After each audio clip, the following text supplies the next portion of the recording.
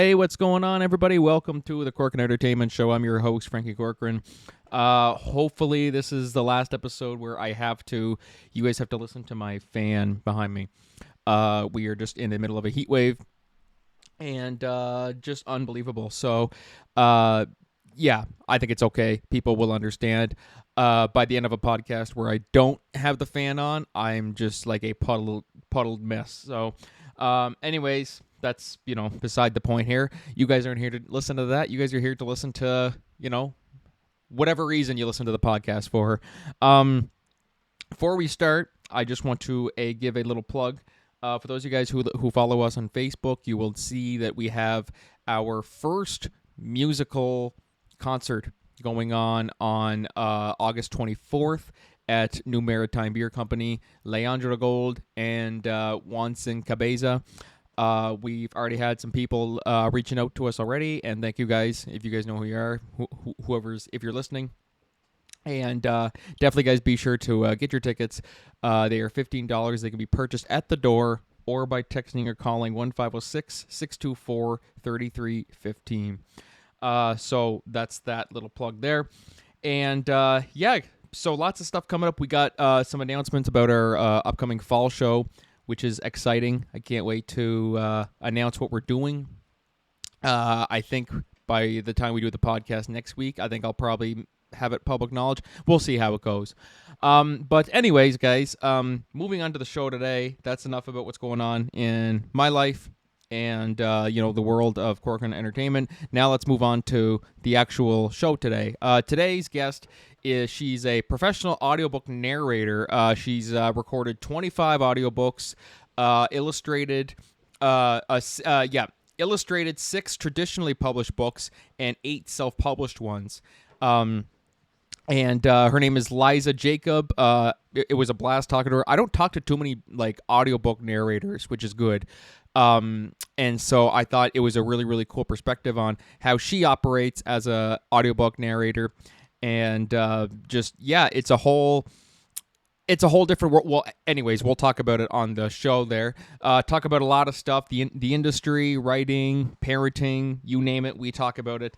Later in the show, I want to give my thoughts. We've had some time to sit with the whole Robert Downey Jr. as Dr. Doom casting, so I'm going to give my thoughts on why it seems desperate to me. Just me personally, just my opinion. That's all it is. And then I also want to give my thoughts on the Oscars 2025 host situation. They seem to be having a hard time finding a host. Why is that? Well, let's talk about it later. But anyways, guys, without further ado, sit back, relax, and enjoy the podcast today.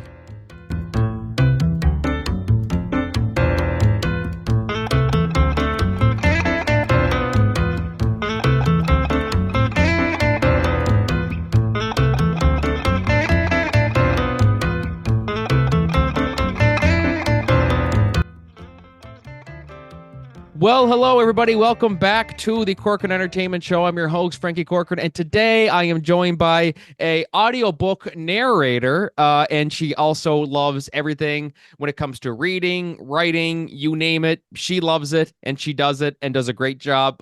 Liza Jacob. Liza, how are you? Hi, thanks so much for having me. Yes, well, thank you for coming on. And I got to tell you, I don't talk to too many audiobook narrators. So this is very, very exciting. How'd you get started with the audiobook narrating? I started as a fan, like I think a lot of people do. I was working in illustration and design, and I listened to audiobooks all day long. And then a friend from school posted on Facebook. I mean, that's how old this story is. We were posting on Facebook. And she was like, "Oh my gosh, please, go listen to this audiobook it narrated." And I was like, "Sorry, what? You narrated?" And I assumed this was an industry where you had to have the right agent and know the right people, and your agent had to know the right people. And lo and behold, she had found her way into it. And I fell down the rabbit hole on how to get to do this and switched careers and spent 2 years receiving training, essentially doing, the audiobook narrator grad school whether it be acting classes or learning about the tech, like what software we're actually using, a little bit of audio engineering, that kind of thing. But yeah, I love it. I've been doing it for goodness, what, like 5 years now, 4 years? I I love it. Oh my God, absolutely. And so I was actually always curious too, because as you said, audio book, you're like, do I need an agent? Do I need this, that? Like, how do I get started in this?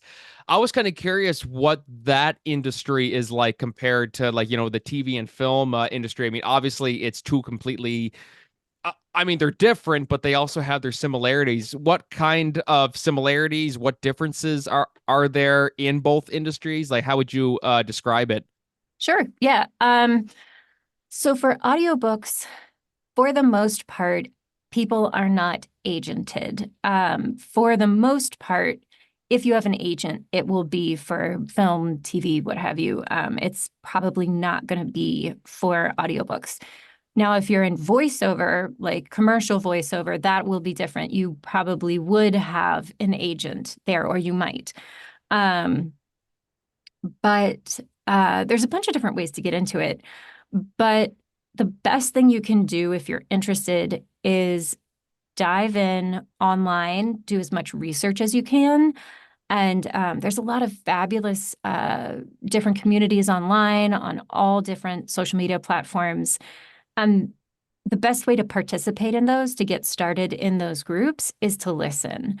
Everybody has the same questions. Everybody has the same sort of, what's the next step in my process? And so the best way to absorb that is to read through past comments, and, keep your ears open. And then there's a lot of awesome coaches and classes to take. And that's probably, even if you are a film or TV actor, you won't have to do some of the acting background catch up that other people might.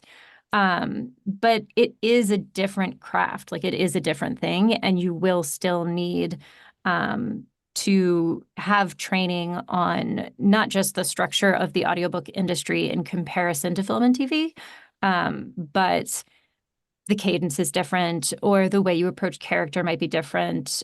Well, actually, you know what? I take that one back. The way you approach character is probably not actually very different. That's a similarity. Um, but to say nothing of working with your DAW, your digital audio workspace, that's something you need to be able to do. After COVID, so much of this is all work from home. You need to have a quiet space. You need to have the gear. It doesn't have to be crazy. You don't need to have, like the mic that's worth more than my car. But you do have to be able to know how to troubleshoot your own hardware, how to troubleshoot your own software, and keep yourself moving. Yes, and that's a great part about COVID. I mean, nothing about it was great, but we're Yeah. learning so much stuff about, like, literally now there are people who don't even have to go to the office to work. Yeah. And I mean, like, even with like voice actors, they're literally working from their studios within their home, and that's crazy that we live in a day and age where that's a thing now. I think that's awesome. You're, of course, you have two girls, I know. Yeah. And also, by the way, I have to ask, a dog named Brisket, where did that name come from? I had to ask about that. I Oh love yeah, that name. my husband is obsessed with barbecue, and so brisket it was. Yeah. That's perfect. I wasn't sure if there was like a big story behind it, but that's No, basically all there is just my that's husband loves barbecues. deeply loves it. We have one of those giant smokers that looks like an old locomotive. It's massive. That's so cool. I love that. I love that. And so your kids aren't named anything after barbecues, right? Like No, propane, no, nothing they like that. aren't named, yeah, barbecue sauce and ketchup, I promise. No, they're just two regular little girls, and it's yeah, it's a really great job for someone who can't be out all the time. My life would not work the same way if I needed to be in the city, you know, long hours, 4.5 days a week. Like that just wouldn't, it would be a very different lifestyle. And that is one of the really lovely things.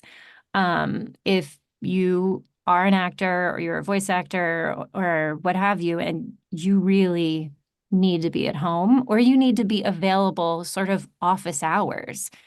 This is one of the few office hours acting jobs I've ever heard of. It's really lovely. Does it get kind of hectic sometimes with the kids where like say you're trying to record something and then all of a sudden you hear mom like you're like, oh crap, now stop, record again. Yeah, Does that yeah. ever happen? Yeah, that's a snow days and I have to work on a Saturdays phenomenon, but I'm lucky my kids are both old enough, 5 and 9. Everybody's in school now. So I really do get to sit down after everybody gets dropped off at school, do my work day. You might work a little bit after everyone's in bed, but you do need a quiet house. So there's no like, oh well, I'll work a little bit after dinner. No, no. Not a And thing. so, well, like even before we started recording, I look over and my dog is just coming up to me and he's like nudging me. I'm like, oh my God, really now? Like Mm. just because I'm not paying attention to you, are you gonna do this to me? Does Brisket do that to you all the time? Oh no, I've never let him in the booth. Are you kidding? He'd be like he's a lab and he's a bull in a china shop. Super friendly. But no, no puppies in here. Sorry. Yeah, no. There. So there's pros and cons of doing both of working in an actual studio, working from home. One of the things I find when it comes to, I mean, I don't do much of like the audiobook narration and voiceover stuff, but my thing when it comes to like writing and stuff, Mhm. sometimes, yeah, it's nice to write at home, but then also I find it's hard sometimes because, you if you're in a big hectic household and there's people coming in and out and you're like, oh crap, I can't focus. It's nice to go to like a coffee shop or something like that. Um, do you kind of prefer sometimes if you're I mean, like obviously it's harder to do that in like a coffee shop. I mean, like something like that. But are there sometimes where you're like, okay, it's nice working from home now, but I need like a new studio, something that's not home. Do you ever think of that, or is it like, do you prefer the at home studio? Honestly, it's for me, it's less about location and more about interaction. And whenever I start feeling that, I know it's time to take a workshop or a class. And I haven't, I've done far more remote classes, like online, than I have in person. And while in person is absolutely lovely, there is no interpersonal connection like real interpersonal connection. The truth is, online is a fabulous way to just inject some more of that. Someone else hearing what you're saying, stopping you, giving you feedback, because this can be really isolating. Um, and there are even times too where I'll just like walk around the block. Like I just have to get out of the room. Um, In-person studio, fabulous, great. Um, but there's lots of other ways to get interaction. But yeah, that's the isolation, I would say, is more the thing I run into rather than being like, ugh, I can't be at the house anymore. It's just like, I've literally only been talking to myself. No, exactly. Well, then I hear of people like some people who are therapists or people who are they work in the beauty industry or hair salon and they have their setup in their house. Mhm. And I always thought I said that's an easy way to do it, but then I know like there's some jobs where you're like you just don't want to take it home with you and you're like you want to just leave the work at work. Do you prefer that? I mean, of course, I mean, like you have obviously doing what we do, it's always in the back of your mind and you're always thinking about what you're doing or Mhm. like your career and stuff. How do you balance that? The whole, okay, I work from home, but I don't want to take the work with me, but I'm always thinking about it. How do you find that balance? I have some sort of like self-placed, pretty rigid boundaries about where I work in the house. And so if I'm downstairs in the main living space, like, no, I am not working. And so like my computer lives here for the most part. I don't bring it out very often. That it also is a easier divide for me because when everyone's gone and I am alone in this room all day, or at least during the workday, it's very quiet and the environment's wildly different. And then when like both kids are home and the dog is hungry and my husband's helping make dinner and the dishes are claying, it's such a different sort of like sensory experience that it's easy to be like, yeah, I don't know, that's upstairs. Like, you know what I mean? Like, it's just, it does feel like I've got some really good divides. And I can only imagine for people who work from home but utilize their main living space within that work set, like that would be really hard. But this, I don't know, it feels really separate for me.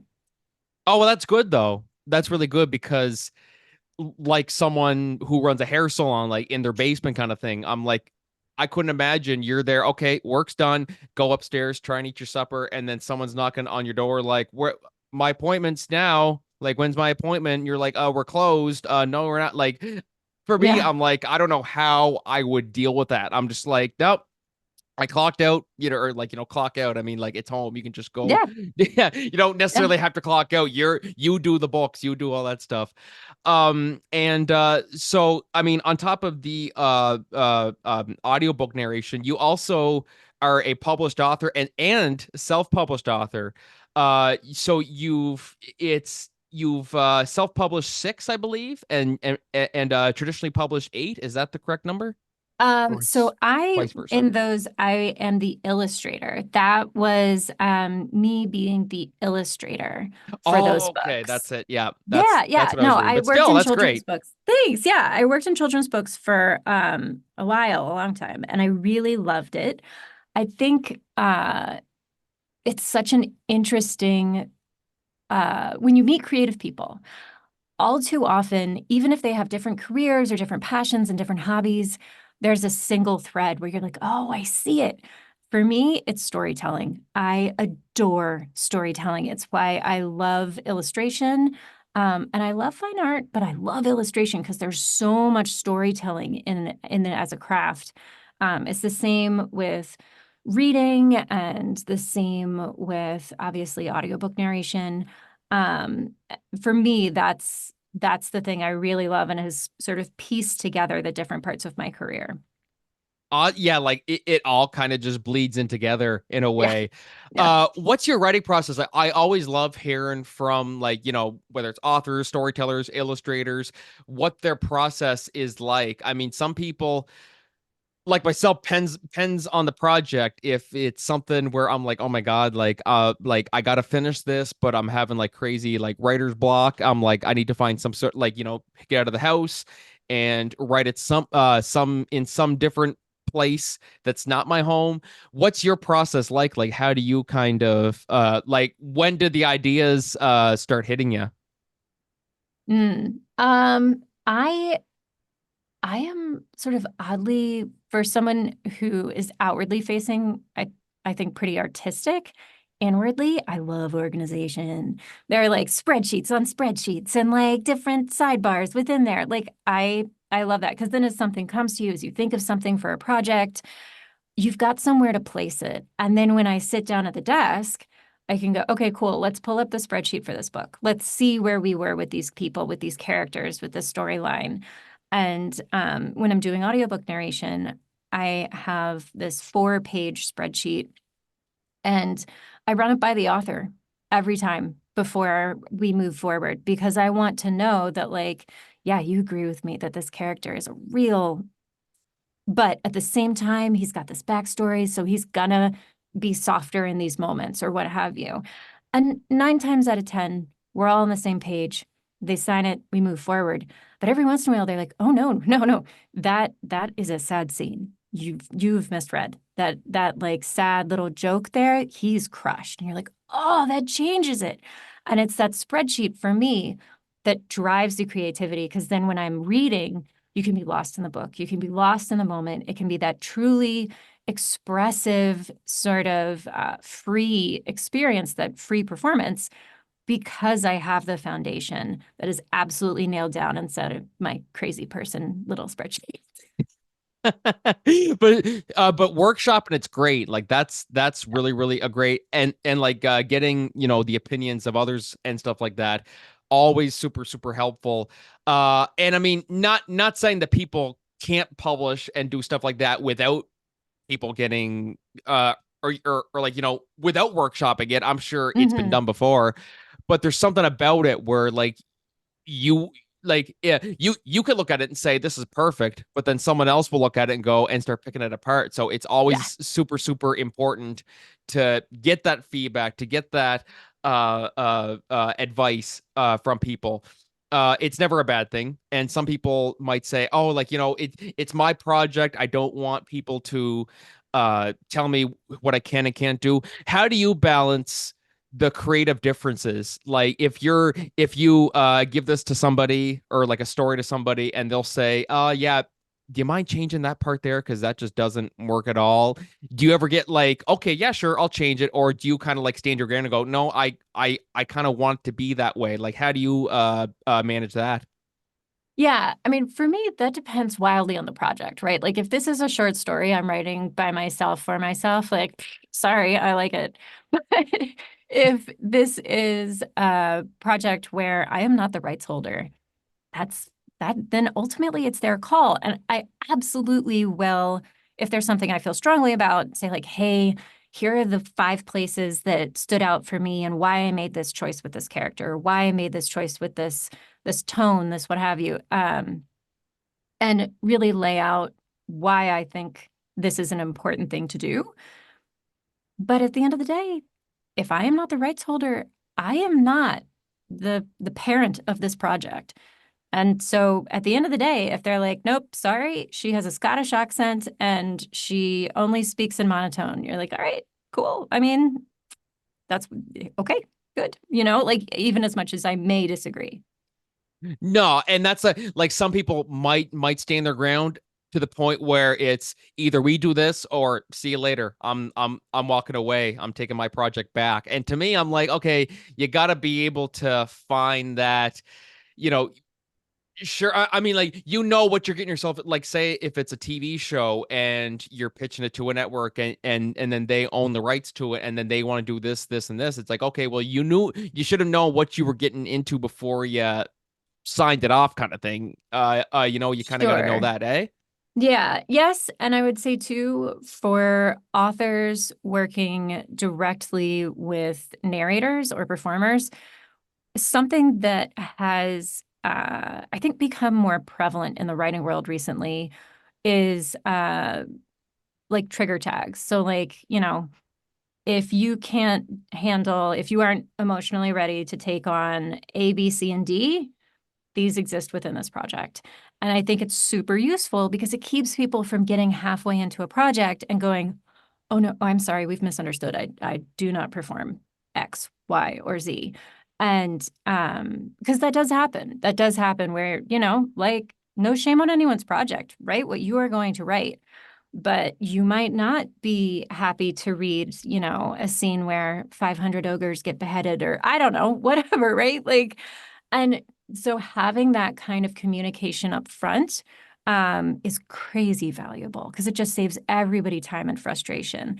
And the flip end is if you adore reading high fantasy battle scenes with loads of gore, like sweet, put that on your website, put it on your profile on ACX, wherever else you exist online. Like it's all really useful information. As you say, you need to know what it is when you get into it and know that your partner in that creative project is 100% there with you. Yes, exactly. It's you get like you want to be able to do both, like because you want full creative control, but then there's also a whole other side where it's the production standpoint. Do you prefer if you were to have like full creative control, full everything, and then also have like full control of the production? Like which would you prefer to have, like one or the other, to have both, to not have either? Like how would you see it? Uh, Personally, one of the things I absolutely adore about being an audiobook narrator is I have this gorgeous framework for telling an amazing story. And so it's not up to me to figure out, like, oh my gosh, she's going to fall from the tower and he's not there yet to save her. What do we do? I don't have to solve those storytelling problems. You have already written the book and it is glorious. And I then get to make choices about how is she feeling about that, right? Like I get to make artistic choices within that framework, but there's not as much just like pressure and grunt work to get through. I mean, writing, people who their vocation is writing, so much respect. Every time I try to like get out a little short story, oh my gosh, it takes 10 times longer than I think it should. And so I love having that framework. And when I'm in the driver's seat from the get-go, I I guess I work better within constraints, right? Like I'm the girl with 1,000 spreadsheets. I want you to tell me what the story is, and then I would tell you how your story should be. Like, I don't know. No, exactly. That's just how it is. No, When you do the audiobooks, do you work closely with the author? Like, is there lots of back and forth of like you might pitch an idea to them, like maybe this is how I should say it? Like how's the relationship with you and the author of the book you're narrating? that is a very author to author thing. I do the spreadsheet every time, no matter what, and send it to the author, except for one woman I have been working with for years, and we know these characters like the back of our hand, and I literally just hand it in. Like we, I know she's welcome to them if she's listening, but um, but I do that every single time. There are people who, like, let's say in book one, I don't have the whole backstory, and the backstory pops up in two and three. Okay, well, we're gonna have a Zoom call, and you are gonna walk me through, like, okay, she was actually the high priestess in the next book, and so this is why she's like this, and we'll have way more conversation, way more back and forth, um, multiple rounds of iterations on a character voice or what have you. It really depends, and the best way to do it is always up front. So with an author I've worked with where we do have a lot of back and forth and we work really closely, that's always up front. It's never after I've read the whole book. It is always like I receive the manuscript and then we are going to sit down on that hour-long Zoom call, and I know we're going to just like go down the list of what they have prepared for me to go through. Because the worst is you get to the end and it's the like, oh, I forgot to tell you. And you're like, no, don't say it. It's too late. Don't do it. Everyone's worst fear. Yeah. No one likes it. It's bad for everybody. Well, that's like I hear some TV shows and movies do that where they study the lines the night before or a few days before, whatever it is, depending on what it is, show up on set and they're like, throw out that scene, here's a new one. Ugh. Like, no, there's no No, way I'm doing that. no. It's like, come on, I couldn't even imagine that. Well, especially that where you got to memorize the lines and stuff like that. How is it with the audiobook? Do you try to memorize as much as possible? Because I hear of some people, some voice actors do that. They're like, I know the script now, and then they just walk in and do it. Do you have to have the script in front of you, or like how does that work? Yeah, I hear of some people who do that where they just don't have the script. Just I know it, but Yeah. for I me, mean, I'm like, like I would need that safety net. You know what I mean? oh my gosh, yes. So I imagine the only times you could really do that is if you were part of a multicast and you were one character. Like Right. then like love it. Love that journey for you. But that is I always have something in front of me. Partially because I want it to feel really fresh, and that's just how I have my best performance of like my best discovery in that moment. Um, but also because 99.9% of the time I'm doing solo narration. And so I'm reading like literally, 75,000 words. Like it's just, you can't memorize a book. And so I read it and I take notes and I have my spreadsheet with synopsis and characters and character voices and, the story arc and this, that, the next thing. And I will review each chapter synopsis before I dive into a chapter, and I make notes of who appears in that chapter, listen to their character voice clip real fast that I've made, maybe reread their description, but then it is just fresh. It's just right out there, which I like. Yeah, like I couldn't like I hear of some people doing that, like just know the whole thing and then going to read it. I'm like, wow, like that's because I would just be beside myself and then going, oh crap, I missed that part. Oh, I missed that part. It's like you're better off to just have it right in front of you. Like it's Yeah. just it's nobody's gonna know. Nobody's gonna know. You know what I mean? No. Like nobody's gonna say, yeah, I bet they had their script in front of them. Yeah. Yeah, well, because I can. Like Yeah. No, well, and that's also the advantage in it not being a live performance, right? Is if you do it and you get to the end and you're just like, "Ugh, that felt wrong." Great. Go back. It's no one's time but yours, right? Unless you're in a directed session. But so, 9 times out of 10, you're not in a directed session. So just go back. It's okay. It's the opposite of a quiz. You're gonna do great. yeah, and that's what I love too about doing podcasts is that well, mine too is audio only, so I don't got to worry about like, okay, like how does my hair look? I can do it however I want. In your Uh pajamas. yeah, in my pajamas, exactly. Like that's the best Yeah. part about it. And then also if I mess something up or like if an interview is going bad or something like that, I can just go and edit that little part out and then nobody will be none the wiser. You know, like that's the Yeah. best part. And so yeah, this this interview, guys, was much longer, but there was some awkward parts. I cut it all out.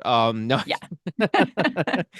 uh so yeah, that's the best part about doing audio stuff. And I mean, like, if you're doing like radio, it's audio, but it's also live. So you're like, oh shit, Yeah. like I gotta make sure that I nail that. Do you do much on camera acting, or are you more so just audio only? Like stick with that. Audio only. I mean, because I didn't come to this from an acting background, and I know a lot of audiobook narrators do. But for me, this was my first professional acting gig. So no, I've never done on camera. And truth be told, I love audiobooks so much, I'm not even curious. Like I feel like I found my sweet spot and I'm like, no, this is where I live forever. I'm happy. No, exactly. And if you're happy, that's the main thing. Someone said, imagine turning your podcast to like a TV talk show. Someone said one time, I'm like, no, No. no, I prefer it this way. This way is much better. Just microphone, my little web camera for the guests to see me. That's all I need. I don't need nothing, don't fix what isn't broken. That's what I always say. Yes. Uh, Yes. that's the best way to be. So, Liza, what projects do you have in the works now? Is there anything that you're working on right now? Is there anything coming I'm up? in What can you? between release, and so I don't have anything that I am ready to announce at the moment. But if you are listening and you are a fan of cozy mystery or cozy paranormal, that is the bulk of my work. Some romance in there. But yeah, you can find me on Audible. Just look for me as Liza Jacob. Um, yeah, And that's where you can find you. Awesome. And any Instagram, nothing like that. You don't do much Facebook I'm or anything like so bad at that. I'm on TikTok. That's TikTok. probably my That's the good. most active one is I'm on TikTok. But even then, man, I just TikTok, that's the all that's what they're all doing nowadays. Do your kids, how are you? Because I have two nieces and Mhm, they love, using iPads and stuff like that. I'm like, geez, mhm. I never had that back when I was a kid. What's it like with them nowadays? Like, do you see them like using like TikTok and stuff like that? You're just like, oh my God, like why didn't I have that whenever I was younger? My kids are too little. My 9-year-old doesn't have a phone. So I am still in that fabulous place where I'm completely in charge of their media consumption, which I know won't last forever, but for now it's pretty sweet. So we do watch TikToks. I will save like silly doggy videos or like silly kitty videos. But it is highly curated and only while I am physically holding the phone sitting next to them. Yeah, that's the thing too. We always make sure I'm like, okay, like make sure that, we well, we'll make a separate account and we follow stuff that is appropriate and not Yeah. what I watch because something could come up and like, oh my God, you guys Yeah. shouldn't like that's oh God, Yeah. Deadpool, something Yeah. with the Deadpool came up. You can't see that. No, thank you. Uh Yeah. yeah, yeah, no, they won't like that at all. It's Disney, but no, that makes no Nah, not difference. that Disney. Yeah. Not that Disney, not at all.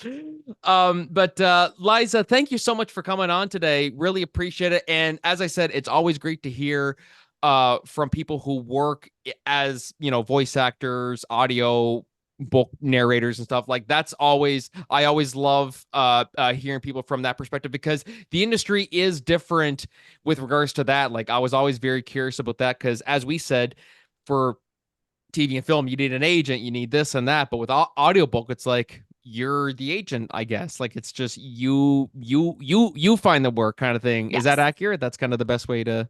Yeah, absolutely. Whether it's reaching out to independent authors or you are in contact with the producers at publishing houses and what have you, but it's you. You are your, what do they call it? A solopreneur. You are your business. So if you don't Solo reach out, entrepreneur. yes, if you don't reach out, you don't get the work. That's it, exactly. And some people don't like that. They're like, okay, I want work, but I don't know, I don't like people. I'm like, okay, well then you're in the wrong business. I'm like, Correct. some of us don't like people, but yeah, or not don't like people in general. I shouldn't say Yeah, that. yeah. No, I take your meaning. I don't like anybody. I don't know why I'm doing this podcast. I talk to people. I don't even like people.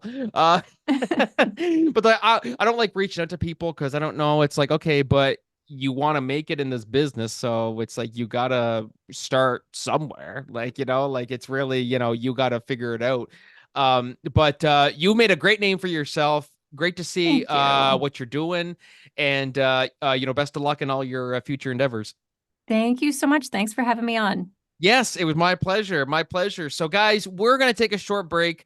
I will be back. Liza won't be back, but maybe she'll be back some point later on, somewhere down the line. But until then, this is Franky and Liza signing off. Thank you very much.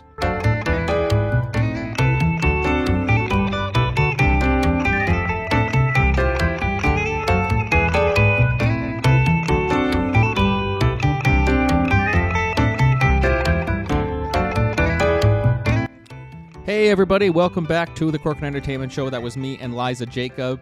Thank you so much, Liza, for coming on. Always great to hear. There's so many different aspects of the arts, like so many different, sections, so to speak, where, we have like, the audiobooks, podcasting, film, TV. It's just great to hear different perspectives on each front. So anyways, thank you, Liza, for coming on. Really appreciate it and had a blast talking with you. So moving on to our first solo discussion today, you guys will know, for anybody who's fans of Marvel, anything like that, anything comic book related, or maybe you don't, maybe you just happen to be online and you're seeing all of these posts and stuff. It was announced at San Diego Comic-Con that Avengers, what was going to be the Kang Dynasty, but is no more because of Jonathan Majors, that whole situation, is now going to be called Avengers Doomsday. And it's going to be starring, as the main villain, Dr. Doom, Victor Von Doom. But who's going to be playing him? None other than Robert Downey Jr. Tony Stark himself is going to be playing Dr. Doom. So when I talked about this last week, I didn't really know what to think. Like, I was it got to the point where I just said, I have nothing. I'm like, I have nothing. I don't know what to say about this. Just because it's so strange. Of all people that they could have casted, they just grabbed Robert Downey Jr. Now, I want to, preface all of this by saying, because I know some people, I go through Reddit, I go through Twitter, I go through all this stuff, and when somebody says that they don't like this, people immediately attack them with, what are you saying, Robert Downey Jr. is not a good actor? You're saying this, you're saying that? No. Now, why I think he shouldn't be Dr. Doom is not anything to do with Robert Downey Jr. as an actor, because acting-wise, we know he could do it. We know Robert Downey Jr. can do Dr. Doom. He can play a villain. Okay, God, Oppenheimer, he played... If there was a villain of Oppenheimer, I guess it would technically be him. And he's amazing in everything he does. Tropic Thunder. I really like the Zach Galifianakis one he did. It's called Due Date. That's a really, really good one. Doolittle might not have been the best movie, but Robert Downey Jr. did a great job with it for what he was given. And just Robert, he's a fantastic actor. Like, he is a terrific, terrific actor. And of course, we can't forget his time as Tony Stark. And so when it was announced, hey, guess what? Robert Downey Jr. is coming back to the MCU, but not as Tony Stark. The first thought is like, that's weird. Doctor Doom, yeah. So it's not a bad thing in terms of acting capability. Like, I mean, I want to... Things could change. I could change my opinion as we get closer to it. And, once I see trailers and stuff like that, I might think, okay, this is a good idea. But, on one hand, Robert Downey Jr., he is a fantastic actor, Oscar winner now at this point. He could just pull off a magnificent performance and so good to the point that we don't even realize at some point that, oh crap, that is Robert Downey Jr., unless he keeps his mask on the whole time. But in my opinion, I really think it's desperate. It just screams desperation at this point. Like literally, if you type in desperate on Google Images, this isn't true, but I feel like if you do type in desperate on Google Images, the picture of Robert Downey Jr. taking off his mask at San Diego Comic-Con would come up. And the only reason it seems desperate is, look, you have, a huge actor playing, huge character, I should say, in Marvel, in Victor Von Doom. You got a big villain like that. Coming off the heels of Thanos, that was a big, big shoes to fill right there. But I think, at least with that, it was Josh Brolin. He didn't play any other character in the Marvel, cinematic universe. Some people might say, oh, but he also played Cable. No, that's a separate thing. Deadpool 2 is different, and that's Deadpool anyway. It's breaking the fourth wall. It's this and that. So that right there, that's not even really a comparison. But when it comes to Robert Downey Jr., it's like, okay, was there any other actor that you could have cast? Because now, here's the thing. If you, sorry, I'm jumping all over the place because I have so many thoughts on this. If you casted, let's just say, for example, let's just think of a villain who, or some character we lost along the way in Marvel before. Let's just say Samuel L. Jackson. Like, he wasn't in Avengers Infinity War. He was in Endgame briefly, I guess. But let's just use him as an example. Let's just say they decided, okay, Samuel L. Jackson is coming back for Avengers Infinity War, but he's not going to be playing Nick Fury. He's going to be playing Thanos. To me, it's like, that's a little weird because it's just going to look like you want the villains to be their own people, or own characters and their own villains and have their own arcs.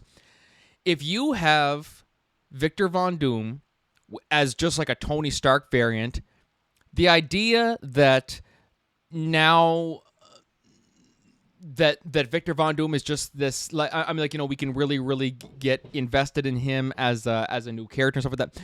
That's out the window now. Now that you casted Robert Downey Jr., nobody's going to be able to look at him and just say that's like an evil Tony Stark variant.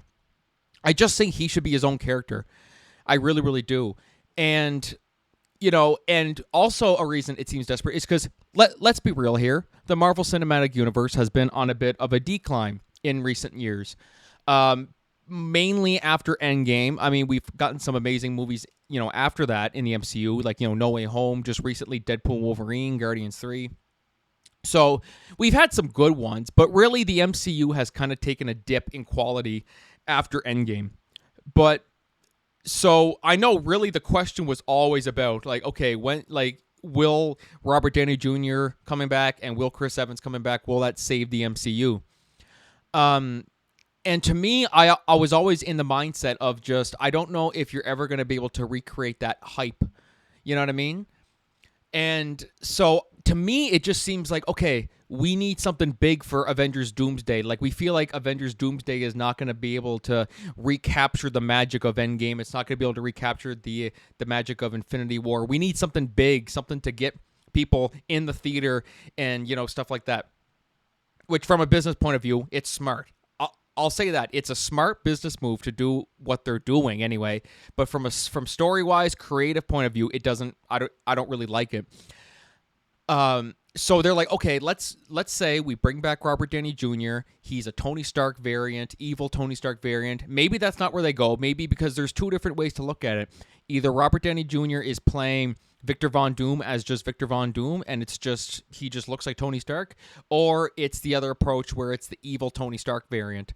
I would prefer, personally, if it was just Victor Von Doom. I don't want them to have it be a Tony Stark variant, because I'll be honest, I'm getting kind of tired of the variants and stuff like that. I mean, Deadpool and Wolverine was great in how they did it, but I just think at a certain point we got to let that rest, because at this point it feels like they're just bringing everybody back just for the sake of let's just bring them back. But it's like, what purpose does having Robert Downey Jr. as Dr. Doom have? Like, what purpose does it serve to the overall, story and everything? And to me, it just seems like a cash grab. Like they're putting the actor before the character. That's what it seems like to me.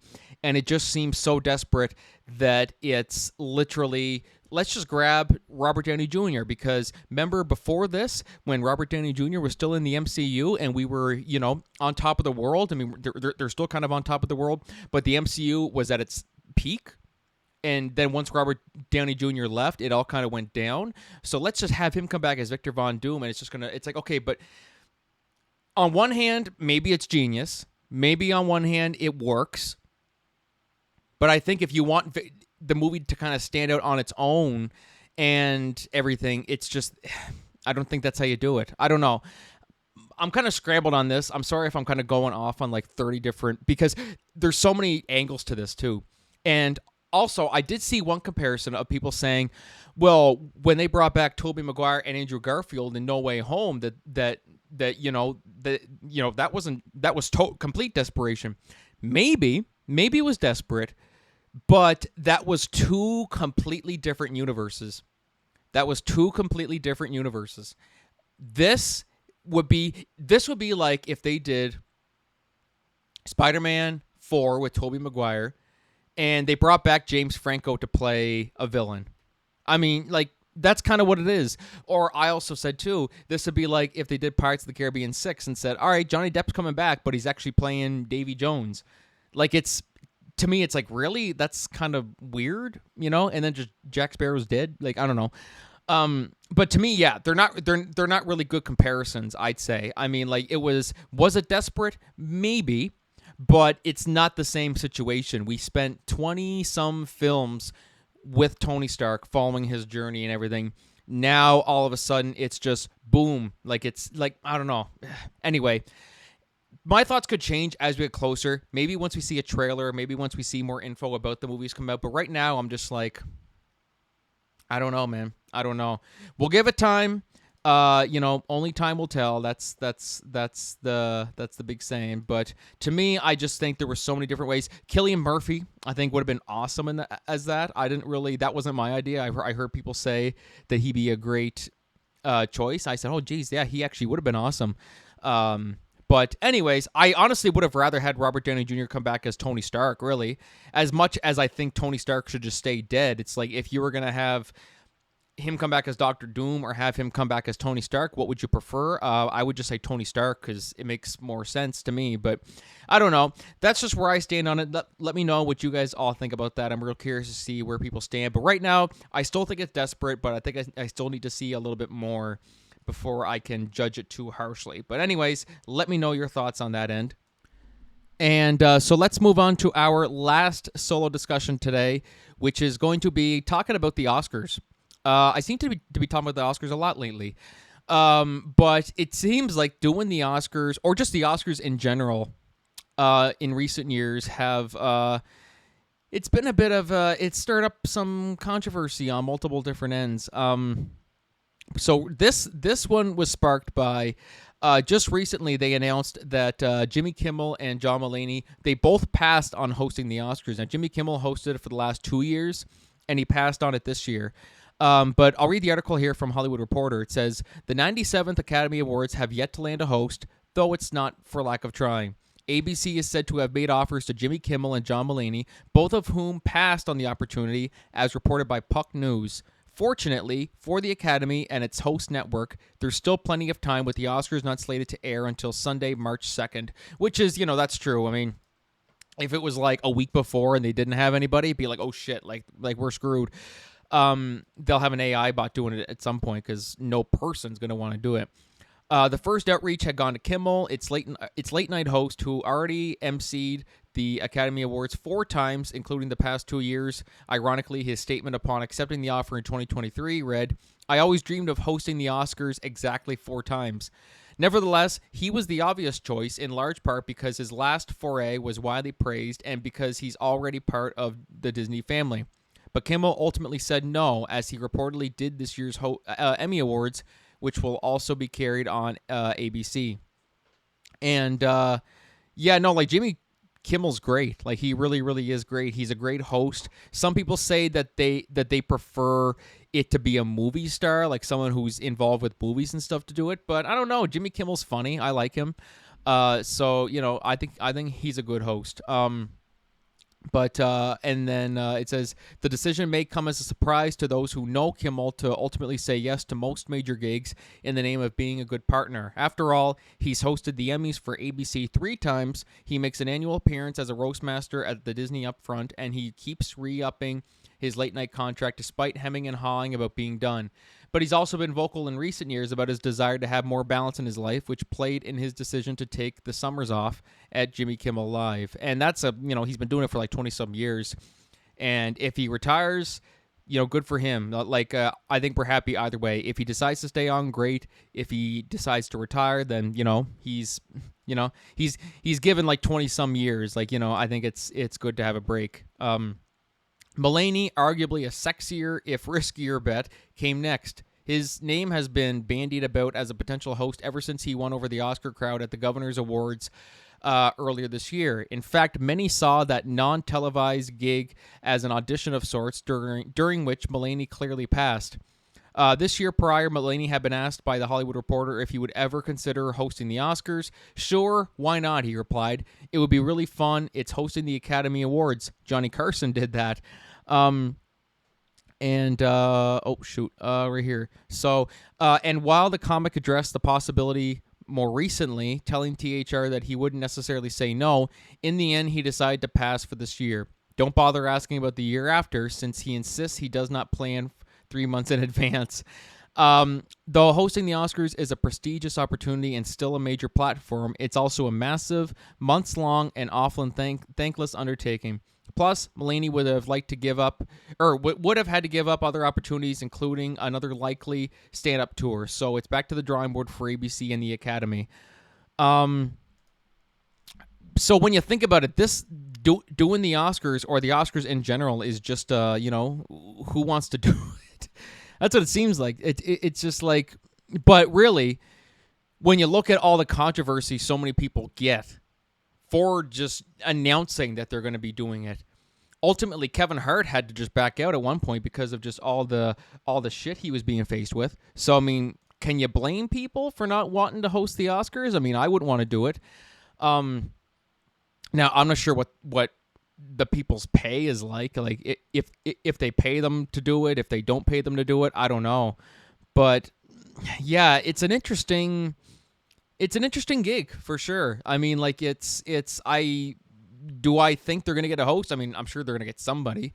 Somebody suggested Ryan Reynolds and Hugh Jackman, because Deadpool and Wolverine just seems, I think it's going to be the biggest movie of the year at this point at the rate the box office numbers are going up.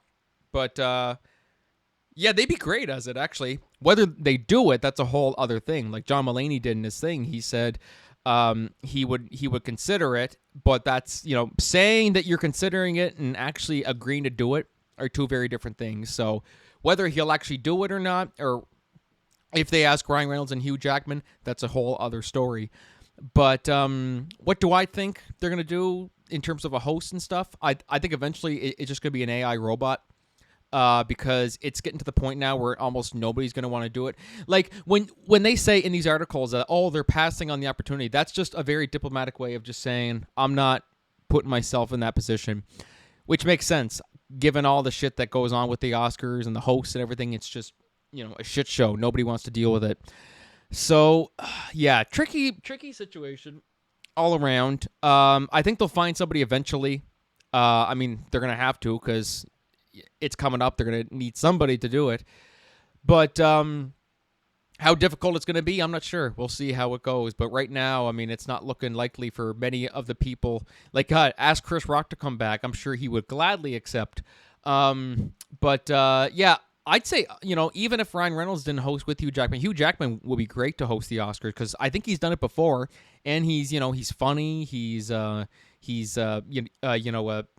theater person. Like, he's really, really good at that stuff. So I think he'd be great, but whether they'd want to subject themselves to that type of attention and controversy over nothing, over just saying, hey, guys, we're hosting the Oscars. Fuck you, Yeah, I don't know if he'll want to do that.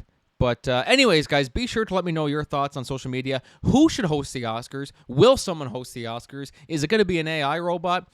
Did you guys want Jimmy Kimmel back? Someone said Conan O'Brien. That'd be great. I would love to see Conan O'Brien do it. I vote Conan O'Brien. That's a really, really good one. Just because he's the best late night talk show host there is. Or Stephen Colbert could do it too. Maybe, I don't know. We'll think about it. We'll bounce around all these different possibilities. But anyways, guys, be sure to let me know your thoughts on social media on who or how, what's going on with the Oscars. So anyways, guys, that's going to do it for the show here today. I want to thank my guest, Liza Jacob, for coming on. Guys, be sure to get your tickets for Music from Elsewhere, a musical showcase with Leandra Gold and Juan Cincabeza. Guys, we're going to see you all next week. I said, are we doing a podcast next week? Yes, we are, because we never miss a week. Thank you guys for listening to the show today. Enjoy the rest of the summer. We're in August already, which is sad, I know. But it's going to go by quick. So we'll see you guys later. Until then, this is Franky signing off. Have a great week, all of you.